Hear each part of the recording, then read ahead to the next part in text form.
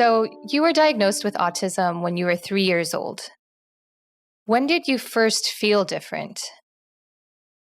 I don't think I had that traditional experience of feeling different. I always thought that I was the cool kid and everybody else was weird or different. So I always thought that I was kind of like the really overconfident, really just felt like everything was, I knew I was different, but I didn't know how kind of thing, I guess was the best way to describe it. But the first time I had autism explained to me, I was 9 years old. And it started with a sit down with mom and dad saying that you have magical powers, because at the time I was obsessed with Harry Potter. So it was explained to me through the lens of Harry Potter of Harry is different from the muggles, so the non-magic folks, because he just doesn't fit in there. He has the scar, he has magic parents, even though they're no longer alive. He just doesn't fit in there, but even when he gets to Hogwarts, he doesn't quite fit in because there he's the standout boy who lived. He's famous Harry Potter.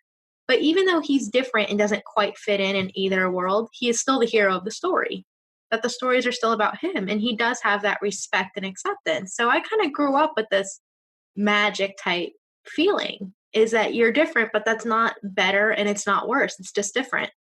And different could be extraordinary, is that's what my mom used to say. So I never saw it as being different in a bad way at all. hmm So you've always had a supportive family. My parents are the best. Yeah, that's great.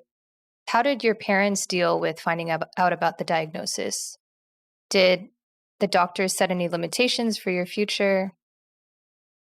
So I like to preface this with please remember this was 1997. And hmm 1997 autism understanding is not the same as 2020. hmm So the internet wasn't as developed as it was. We didn't have these big communities. We didn't have the sheer amount of books and resources. We had less, and we didn't have these 1 in 54 type statistics either. So again, somewhat a different world. And the first time my mom heard the word autism, she wasn't really sure what to think. It wasn't as commonly in the discourse as it is now. And she first thought it might have been an auditory disorder because I didn't always respond to things. And when the doctor started explaining, and they did set limitations, they told my parents that I would be lucky if I made a friend, if I graduated high school, got a driver's license, worked a minimum wage job. They were told all these things about their 3-year-old. But when I think about it, I'm like, who would tell that to the parents of a 3-year-old, first off? But it was very scary for them. And I understand that confusion and frustration right away is if that's what you're told and there isn't that much out there and you've never heard of this before, of course you're going to be afraid and you're not going to know, especially when you have a little kid. But thankfully, my parents took it as a call to action. We're going to get to work. We're going to start with speech and OT and spending time on the floor and making sure that she's learning and trying to do what they could for me. And I am so appreciative that even when the world said no, they said yes. hmm Yeah, and you've defied all of those expectations that they had set on you before. I just think we shouldn't be setting expectations that are so low, especially with people with disabilities in general, because then it looks like anytime you overcome them, it's, some big miracle. And it hmm really isn't a miracle to try to live the best life that you can. Right. What was school like for you? It depends on which phase of my life, but I was always a happy kid. So even in elementary school, I had friends because I was friends with all the boys. And I was friends with all the boys because I played video games. And I played with Yu-Gi-Oh! And Pokemon cards. So I was friends with all the boys. And the social rules, at least amongst young boys when I was growing up, are a lot simpler than hanging out with the girls. And I wanted to be friends with the girls, but I didn't have the social skills and it was so nuanced and I didn't quite understand what to do. And my interests weren't the same as theirs because once upon a time, the boys were the ones who were playing the video games. That's who I wanted to hang out with. I didn't care about Bratz dolls and Polly Pockets and other stuff that was very gendered and seemed to be what the little girls were doing. And I remember the first time I was trying to be friends with the little girls in school was probably the 4th grade. And this girl, I think her name was Cassie, she had pet hermit crabs. And at show and tell or whatever, she'd love to bring the hermit crabs to school. And I was afraid of them. I was so afraid and I just didn't know what to think of it. And I remember finally forcing myself to be brave and touching them. And I just couldn't forget the way that their little feet poked my hands. And it was such a sensory experience and I wanted it to end. And Mm. I don't think we were friends after that. because Oh. I was in it, and she thought I just didn't like her crabs, and I just couldn't handle the way that they were poking my hands. Mm-hmm. And that was around the same time you found out about your autism, right? Hmm. So were you open about your autism from the beginning? Not really. So I wasn't really open, especially as a younger kid. It was a very need to know basis.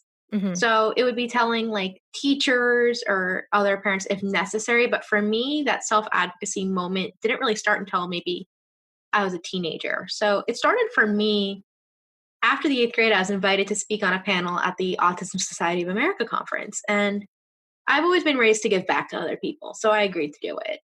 And I mainly was excited because when I got to this panel, I was the only girl and I was the youngest one by like a lot. So I'm 13, I'm ready to go to high school. I'm very excited. And when I'm on this panel, somebody asked me some question. I don't remember what question it was, but it was just so interesting being able to give insight as a young girl when everyone else is like a college age or older man. So I was trying to give this insight, and someone actually asked me like how I found out I was diagnosed.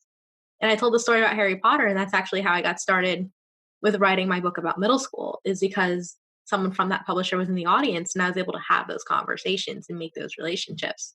But I really started being open with my peers probably the next year in high school because I was really doing a lot with my artwork. I was always a very big illustrator at the time and I loved to draw. And I was doing my first art show with my paintings.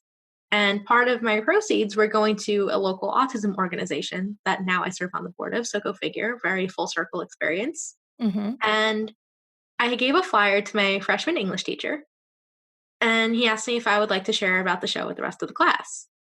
Of course, I'm very excited to do so because I would love people to go. Mm-hmm. And he asks me why the proceeds are going to this specific autism organization. I am not a good liar. I also am not good at coming up with an on the fly response that isn't true.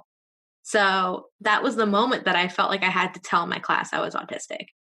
And I did. And contrary to what you might believe, it didn't make my life worse. It didn't make my life better at school. People treated me almost exactly the same. And I didn't realize what an impact that had on my classmates until I was older, because people will still tell me they remember that. Or the first time it really came back was our senior year of high school when somebody came out as gay. And they mentioned, I felt safe coming out because you came out freshman year and told everyone you were on the spectrum. And I Oh. was like, oh, that's a really interesting experience. Thank you. I'm glad that you had the confidence to be yourself in that specific moment. And I'm glad that I was able to do that.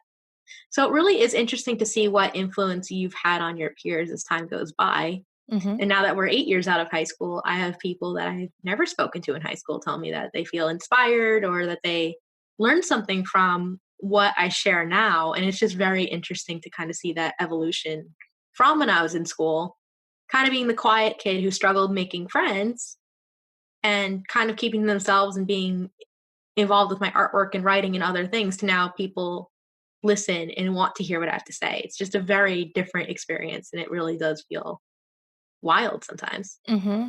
But I'm still not friends with these people. I still struggle to make those relationships. You've been watching Autism Knows No Borders. If you like this video, please give it a thumbs up and subscribe to our channel. Also, we'd love to hear from you, so let us know what you think in the comments section. Click here to watch this interview in its entirety. You can also find us on your favorite podcast app. Tune in each week for engaging conversations of how people across the globe are inspiring change and building community. Thanks for watching. Take care.